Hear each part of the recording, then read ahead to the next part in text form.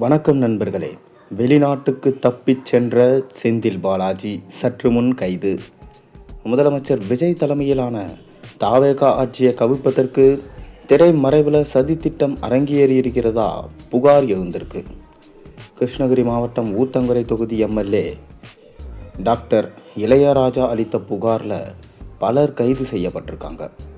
இந்த பேரத்தை முன்னாள் அமைச்சர் செந்தில் பாலாஜி, அவருடைய சகோதரர் அசோக்குமார் ஆகியோரின் கூறியதன் பேரில் தான் இந்த பேரம் நடைபெற்றதா கைதானவர்கள் சொல்லியிருக்கிறாங்க. இதனால் இருவரையும் போலீஸார் தீவிரமாக தேடிட்டு வராங்க. வெளிநாடு தப்புவதை தடுக்க லுக் அவுட் நோட்டீஸ் வழங்கப்பட்டிருக்கு. மேலும் அவங்க திருவல்லிக்கேணி போலீஸ் நிலையத்தில் விசாரணைக்கு ஆஜராக வேண்டும் என நோட்டீஸ் அனுப்பப்பட்டிருக்கு.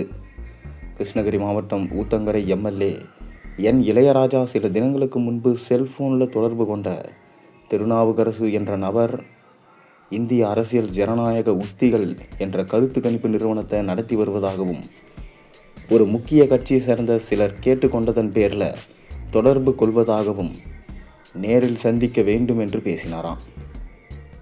ஆனால் தான் வேறு பணியில் இருப்பதாக கூறி இளையராஜா தொடர்பு துண்டித்தாராம். மீண்டும் தொடர்பு கொண்டு மேற்படி திருநாவுக்கரசு இளையராஜாவிடம் தமிழ்நாடு சட்டப்பேரவையில் சபாநாயகருக்கு எதிராக தீர்மானம் கொண்டு வர இருக்கும், ஆளும் கட்சி உறுப்பினராக இருந்தாலும் அத்தீர்மானத்தின் மீதான வாக்கெடுப்பின் போது தாங்கள் நடந்து கொள்ள வேண்டும், அதற்கு சன்மானமாக 35 கோடி வரை தருவதாகவும் ஆசை வார்த்தை காட்டினாராம். இதனால் அதிர்ச்சி அடைந்த இளையராஜா, எனக்கு விருப்பமில்லை, இனிமேல் என்னிடம் பேசாதீர்கள் என்று கண்டிப்புடன் கூறிய போது தான் பேசியது குறித்து வெளியே தெரிவித்தால் இளையராஜாவும் அவரது குடும்பத்தினரும் பின் விளைவுகளை சந்திக்க நேரிடும் என திருநாவுக்கரசு மிரட்டினாராம். இதனால் தாவேகா எம்எல்ஏ இளையராஜா 29/6/26 அன்று சென்னை பெருநகர காவல் ஆணையரிடம் அளித்த புகாரில் மக்களால் தேர்ந்தெடுக்கப்பட்ட பொது ஊழியரான தன்னிடம் தனது மக்கள் பணியை செய்யக்கூடாது என்பதற்காகவும் தனது பேச்சுக்கு உடன்பட லஞ்சம் தர முயற்சித்ததோடு தனக்கும் தனது குடும்பத்தினருக்கும் அச்சுறுத்தல் விடுக்கும் திருநாவுக்கரசு மற்றும் அவருக்கு பின்புலமாக செயல்படும் நபர்கள் மீது சட்டப்படி நடவடிக்கை எடுக்க சொல்லியிருந்தார்.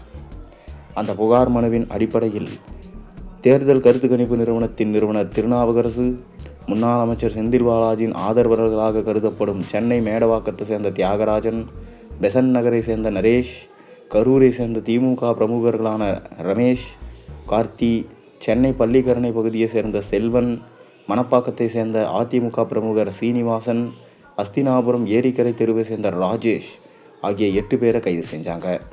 கைதானவர்கள் அளித்த வாக்குமூலத்தில் தாவேகா எம்எல்ஏக்களை விலைக்கு வாங்க 180 கோடி சதி திட்டம் தீட்டப்பட்டது என கூறினார்களாம்.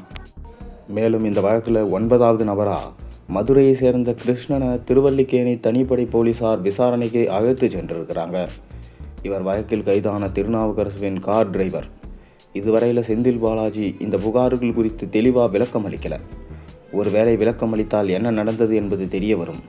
மேலும் செந்தில் பாலாஜி வெளிநாடு தப்பித்து செல்லக்கூடாது என்பதற்காக லுக் அவுட் நோட்டீஸும் வழங்கப்பட்டிருக்கிறது. ஒருவேளை அவ்வாறு தப்பித்து சென்றால் அந்த ஏர்போர்ட்டிலே அவர் கைது செய்யப்படுவார் என தற்போது செய்திகள் வெளியாகியிருக்கு.